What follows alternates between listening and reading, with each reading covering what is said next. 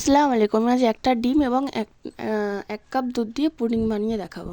আমি প্রথমে পুডিংয়ের জন্য ক্যারামেলটা তৈরি করে নেবো। এখানে হাঁড়িতে 4 টেবিল চামচ চিনি দিয়ে দিয়েছি, অল্প পরিমাণ জল দিয়ে দিয়েছি, দিয়ে একটু নেড়ে চেড়ে রেখে দেবো।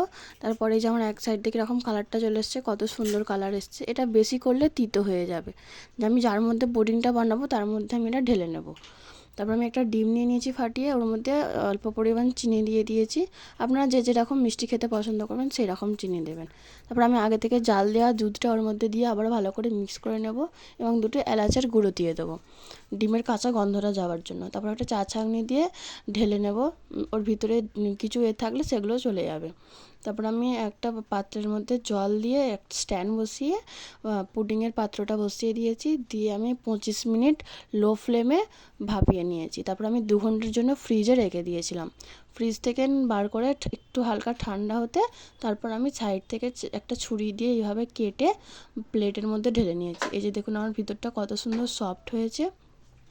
আপনারা অবশ্যই আবার এইভাবেই ট্রাই করবেন, আশা করি ভালো হবে। অবশ্যই যে দেখছেন আমার চ্যানেলটা সাবস্ক্রাইব করে দেবেন। আসসালামু আলাইকুম।